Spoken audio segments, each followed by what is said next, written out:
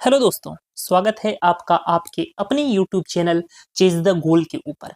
दोस्तों, इस वीडियो के अंदर हम जूनियर इंस्ट्रक्टर भर्ती परीक्षा के अंतर्गत आने वाली जो भी ट्रेड्स हैं, उन ट्रेड्स की क्या एग्जाम डेट आई हैं, उन एग्जाम डेट को लेकर के बात करने वाले हैं। तो आपने यदि अभी तक इस चैनल को सब्सक्राइब नहीं किया है तो इस चैनल को सब्सक्राइब जरूर कर लें, क्योंकि इस चैनल के ऊपर आपको जूनियर इंस्ट्रक्टर भर्ती परीक्षा से रिलेटेड सभी प्रकार की छोटी से छोटी और बड़ी से बड़ी अपडेट देखने को मिलती हैं। चाहे वो आपके डॉक्यूमेंट वेरिफिकेशन से रिलेटेड कोई इन्फॉर्मेशन हो, चाहे आपके ऑफिशियल आंसर की से जुड़ी कोई इन्फॉर्मेशन हो, चाहे आपके रिजल्ट से लेकर के कोई इन्फॉर्मेशन हो, चाहे स्क्रूटनी फॉर्म से रिलेटेड कोई भी इन्फॉर्मेशन हो, ये सारी की सारी इन्फॉर्मेशन आपको इस चैनल के ऊपर देखने को मिलेंगी। इसलिए आप इस चैनल को सब्सक्राइब जरूर करें ताकि किसी भी प्रकार की इंपॉर्टेंट इन्फॉर्मेशन से आप वंचित ना रह जाएं। तो दोस्तों, बात करते हैं कि क्या कुछ एग्जाम डेट अधीनस्थ बोर्ड के द्वारा डाली गई है, कौन कौन सी ट्रेड का एग्जाम किस किस डेट को और किस किस टाइम पर को होने वाला है, और एग्जाम देते टाइम आपको किन किन बिंदुओं का ध्यान रखना है। इन सारी की सारी चीजों की चर्चा हम इस वीडियो में करने वाले हैं। तो दोस्तों, इसी श्रृंखला के अंदर जो आपका पहला पेपर है वो है कनिष्ठ अनुदेशक मैकेनिकल मोटर व्हीकल का, और ये जो पेपर है आपका ये 7 जनवरी को होगा। टाइमिंग क्या रहेगी? सुबह 10 बजे से लेकर के दोपहर 12 बजे तक ये पेपर होगा, और इसका जो मोड होगा वो होगा सीबीटी कम ओएमआर। सीबीटी कम ओएमआर का क्या मतलब होता है कि यहाँ पर जो आपका क्वेश्चन पेपर होगा वो कंप्यूटर स्क्रीन के ऊपर डिस्प्ले होगा, लेकिन जो आपको गोले फिलअप करने हैं उसके लिए आपको अलग से एक ओएमआर सीट दी जाएगी, और उस ओएमआर सीट को आपको उसी प्रकार भरना है जैसे एक ऑफलाइन पेपर के दौरान भरा जाता है। तो यही मतलब होता है सीबीटी कम ओएमआर का। इसी श्रृंखला में यदि हम सेकंड पेपर की बात करें तो ये आता है आपका जूनियर इंस्ट्रक्टर वेल्डर का पेपर, और ये जो पेपर है आपका ये 7 जनवरी को होने वाला है। इसकी टाइमिंग क्या रहेगी? इसकी टाइमिंग रहेगी दोपहर के 3 बजे से लेकर के शाम 5 बजे तक ये आपका पेपर चलेगा। और ये जो पेपर है ये भी सीबीटी कम ओएमआर है, कंप्यूटर बेस्ड टेस्ट कम ओएमआर है। यदि हम बात करें तीसरे पेपर की तो ये जो आपका तीसरा पेपर है ये प्लम्बर का है, और इसकी जो एग्जाम डेट है वो है 8 जनवरी। टाइमिंग क्या रहेगी? सुबह 10 से 12 बजे तक की इसकी टाइमिंग रहने वाली है, और ये भी जो आपका एग्जाम है सीबीटी कम ओएमआर होने वाला है। और जो अगला एग्जाम है आपका यह है कॉस्मेटोलॉजी का एग्जाम, और इसकी जो एग्जाम डेट है वो है 8 जनवरी। टाइमिंग क्या है? 3 से 5 की टाइमिंग है, यानी 2 घंटे का पेपर है, और पेपर का मोड क्या है? सीबीटी कम ओएमआर। अगली एग्जाम की बात करें तो ये टर्नर का पेपर है। एग्जाम डेट है 9 जनवरी। सुबह 10 बजे से लेकर के दोपहर 12 बजे तक पेपर चलेगा, और सीबीटी कम ओएमआर है। और जो अगला पेपर है आपका स्विंग टेक्नोलॉजी का, ये जो पेपर है ये भी आपका 9 जनवरी को है। टाइमिंग 3 बजे से लेकर के शाम 5 बजे तक ये पेपर चलेगा, और सीबीटी कम ओएमआर ये पेपर है। यानी कि कुल मिलाकर के 6 ट्रेड की जो एग्जाम डेट है वो अधीनस्थ बोर्ड के द्वारा जारी की गई है, और ये 6 ट्रेड का जो पेपर है ये सीबीटी कम ओएमआर होने वाला है। अब इस पेपर के अंदर कौन कौन सी चीजें आपको ध्यान रखनी है वो सारी की सारी चीजें डिटेल में मैं आपको यहाँ पर बता देता हूँ। तो दोस्तों, सबसे काम का जो पॉइंट है वो है पॉइंट नंबर 2, बहुत काम का है। इसके अलावा जो आपका पॉइंट नंबर 4 है ये भी काफी ज्यादा काम का है, और इस पॉइंट नंबर 4 से रिलेटेड और भी पॉइंट नीचे दिए गए हैं, लेकिन यहाँ पर पॉइंट नंबर 4 के अंदर ही वो सारी की सारी चीजें जो आपको ध्यान में रखनी है मैं डिटेल में आपको एक्सप्लेन करूंगा।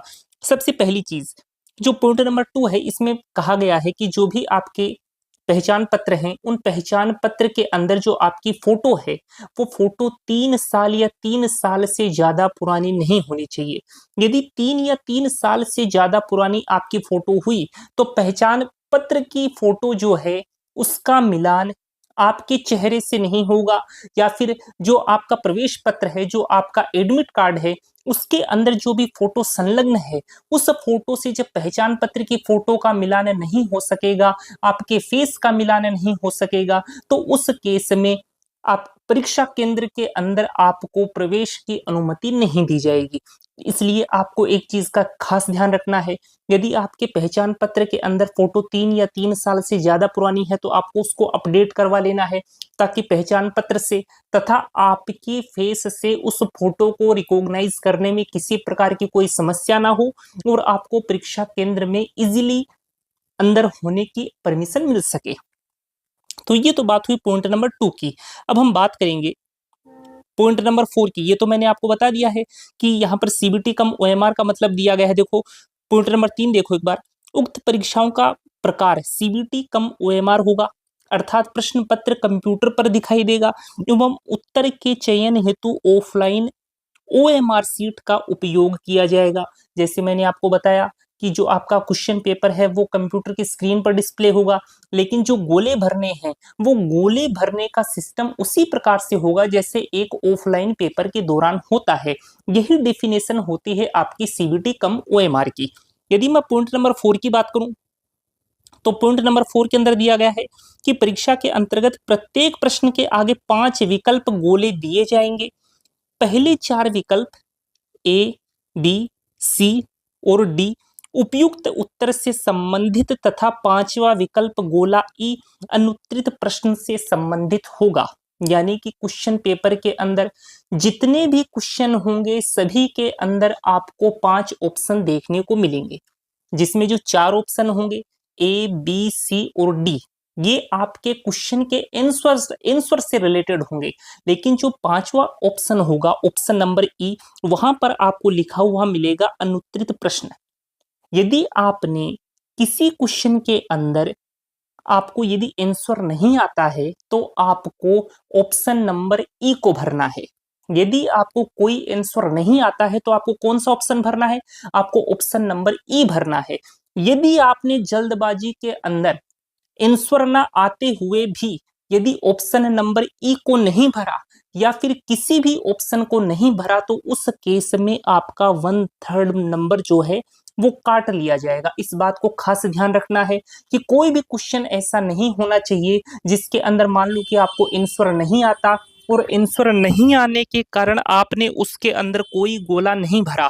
आपको उस स्थिति में ऑप्शन नंबर ई को जरूर डार्क कर देना है, जरूर उसको भर देना है, क्योंकि अभी जो भी एग्जाम कुछ पिछले दिनों के अंदर अधीनस्थ बोर्ड के द्वारा लिए गए हैं तो आप उनका रिजल्ट देखोगे तो अधिकांश कैंडिडेट आपको ऐसे मिलेंगे जो अयोग्य घोषित किए जाते हैं। अब वो अयोग्य घोषित क्यों किए जाते हैं? वो अयोग्य घोषित इसलिए किए जाते हैं क्योंकि इसके अंदर एक पॉइंट आपको और आगे देखने को मिलेगा, वो मैं आपको यहीं पर एक्सप्लेन कर देता हूं। जैसे मान लो कि क्वेश्चन पेपर के अंदर 150 नंबर ऑफ क्वेश्चन है, तो इन 150 नंबर ऑफ क्वेश्चन का यदि आप 10% निकालोगे तो आएगा 15।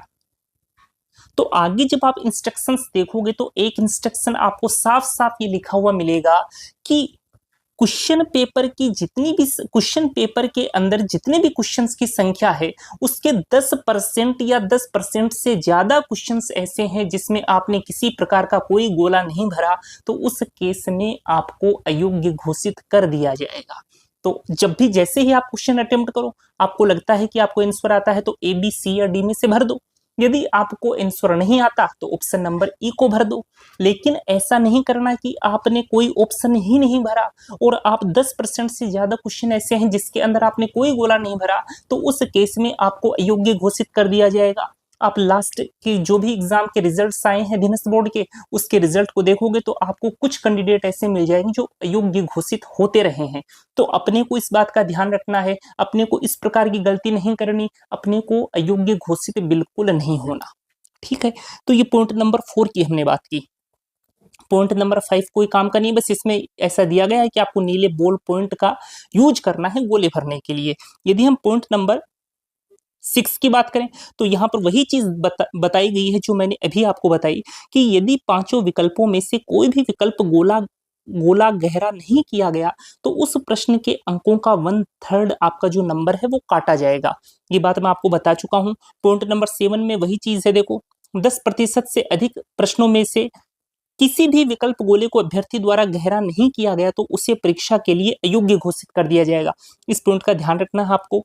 इसके अलावा जो इसमें इंपॉर्टेंट है, जैसे ही आपका प्रवेश पत्र जारी होगा आप अधीनस्थ बोर्ड की जो वेबसाइट है वहां से डाउनलोड कर सकते हैं। इसके अलावा जो पॉइंट नंबर 10 है, परीक्षाओं के संबंध में विशेष विभिन्न सोशल मीडिया पर, ये दोस्तों ये अपने काम का है नहीं। तो दोस्तों ये एक इंपॉर्टेंट इन्फॉर्मेशन थी जो आपको इस चैनल के माध्यम से प्रोवाइड करवाई गई। यदि ये वीडियो आपको पसंद आया है तो आप इस वीडियो को लाइक जरूर कीजिए। यदि आप इस चैनल के ऊपर नए हैं तो इस चैनल को सब्सक्राइब जरूर कर लीजिए, क्योंकि इस चैनल के ऊपर आपको जूनियर इंस्ट्रक्टर भर्ती परीक्षा से जुड़ी हर प्रकार की अपडेट देखने को मिलती है। तो दोस्तों जैसे ही और कोई शानदार सी अपडेट हमें मिलेगी, आपकी एग्जाम से जुड़ी कोई अपडेट मिलेगी, तुरंत इस चैनल के माध्यम से आपको अवगत जरूर करवाया जाएगा। तो दोस्तों मिलेंगे एक और शानदार लेटेस्ट अपडेट के साथ, तब तक के लिए जय हिंद दोस्तों।